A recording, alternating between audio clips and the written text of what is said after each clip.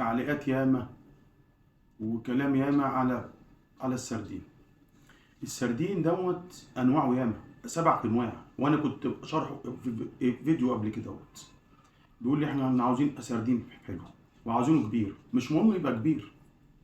حاليا السردينه الوسطانيه والصغيره هي اللي سمينه وحلوه في الاكل. الكبير ناعم ولحم وازرق، لما يسمن يبقى هو حلو. اي سمكه تاكلها لازم لها شرطين، اي حاجه من الشرطين دول اتخلوا عنها يبقى ديت باظت.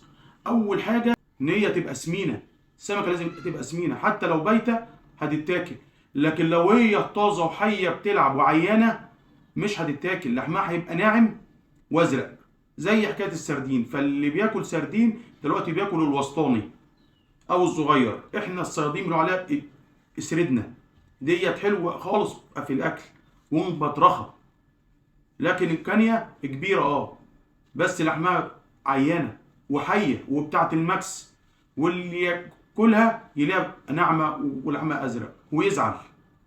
لا، خدوا بقى الوسطانيه ديت سمينه خالص، زبده في الاكل، نزل كده سمنه اليها صينيه، اشويها بالرده بس ما تنشفهاش.